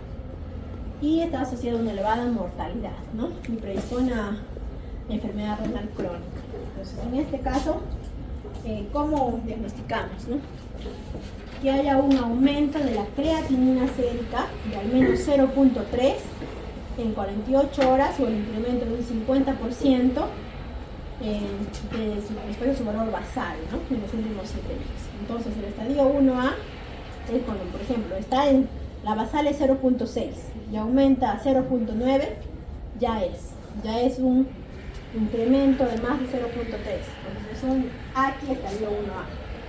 Cuando aumenta más de 0.3, pero con un valor final mayor de 1.5, o por ejemplo que esté, ponle 1.6, ¿no?, de creatinina. Ya sería un estadio 1B, ¿no? ¿Por qué? Porque es más de 1.5 y es más de 0.3 el aumento que tenemos. Un AQI2 es cuando aumenta más de 2 o 3 veces el valor basal. En este caso, por ejemplo, digamos que el paciente tenía 0.8, ponle 0.8, el doble sería más de 1.6, no 1.7. Entonces, más de 1.7 hasta, ¿cuánto? 3 veces el valor, hasta 2.4, ¿no? De 1.7 a 2.4 es un AQI2. AQI3, más de 3 veces el valor normal. Entonces sería, si tuviera una que tiene más de 2.5, ya sería un AQI3, ¿no? Entonces, es así como diferencia. ¿Por qué es importante esto? Porque al AQI1B recién doy albúmina, al 1 alto. Entonces, ¿cómo tenemos que evitar, ¿no?, esto? Uno, que en todas las hemorragias digestivas y PBE hay que dar antibiótico. Siempre. De esa manera evitamos que haya una falla renal. Otro, cuando sacan líquido cítrico abundante, hay que hacer colocar albúmina. Si ustedes no colocan albúmina, más PBE. Tener mucho cuidado con diuréticos y la si esa diarrea va a perder líquidos, falla renal. Mucho diurético, falla renal. Evitar nefrotóxicos, ¿no?, en pacientes cirróticos. Luego, entonces, ¿cómo manejamos? Viene el paciente que, digamos, ya estuve tomando mis diuréticos, diagnóstico de diarrea, o otro que tenga hemorragia, o uno que sospeche síndrome hepatorenal. Entonces, ¿qué es lo que se hace? Primero, tienen que evaluar el volumen intravascular del paciente. ¿Cómo? De examen físico, buscarlo, así como acá buscamos hipovolemia, buscamos signo de sobrecarga hídrica, buscamos, ¿no? Buscamos radiografía, buscamos señal de radio pleural, focus, que es a través de la ecografía podemos ver la vena cava inferior, quién los tiene, si está deshidratado o no, y el electrocardiograma. Si el paciente vemos que esto, y vemos que hay una creatinina más de 1.5 y hay un volumen conservado, o sea, no hay una hipovolemia, le damos albúmina. ¿A qué dosis? 1 gramo por kilo de peso, máximo 100. Si en caso de que sí hay depresión de volumen, o sea, está deshidratado, colocamos cristaloides. Ese es el manejo. Después de eso, 24 horas después, se pide una nueva creatinina. Si baja la creatinina, digo, estuvo bien. ¿Por qué? Porque el paciente mejoró con la albúmina. El mismo nivel es el mismo o aumenta más, hay que dar un día más de albúmina, o sea, 48 horas de albúmina a esa dosis de 1 gramo por kilo de peso, 2 días. A los 2 días baja la creatinina, entonces ha sido una falla renal en paciente cirrótico, ya se resolvió. Pero si la creatinina es del mismo nivel o aumenta más, hay que buscar otras causas, ¿no? De falla renal, que puede ser una necrosis tubular aguda, que puede ser un síndrome hepatorenal, que ahí ya iríamos a otro tipo de manejo. Entonces, el manejo de la falla renal aguda en paciente cirrótico, ¿qué es? La albúmina.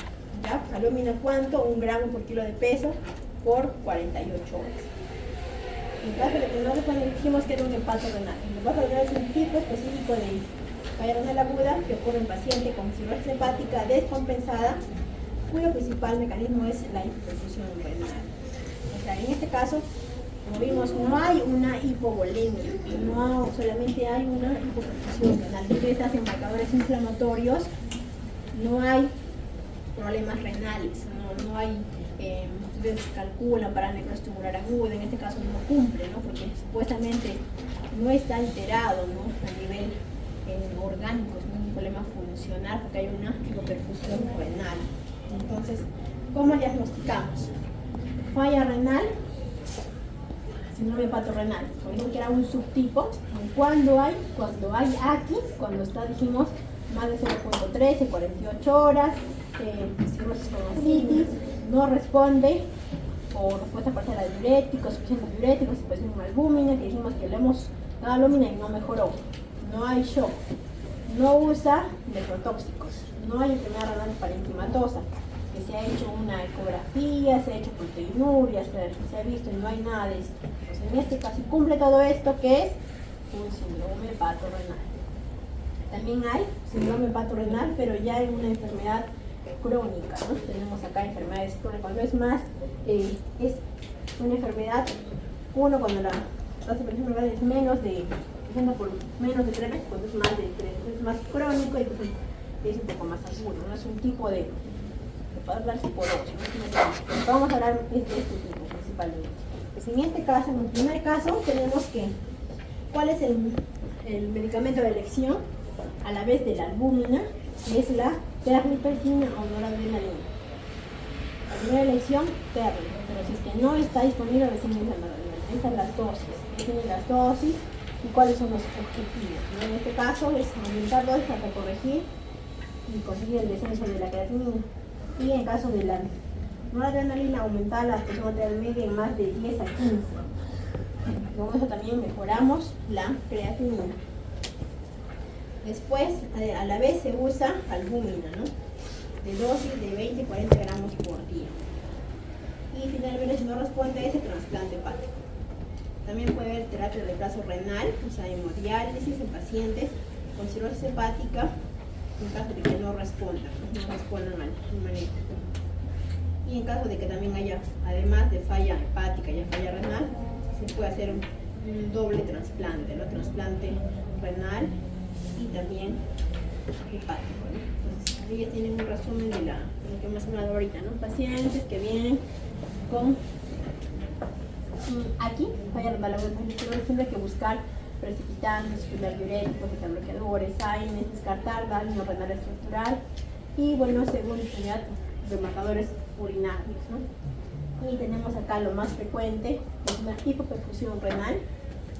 Tenemos el AQI, que dijimos que si es más de 1.1 damos albúmina, ¿no? Albúmina, como dice acá, 1 gramo por kilo por 48 horas, ¿no? Si mejora, tenemos la siguiente diapositiva, solo monitoreamos.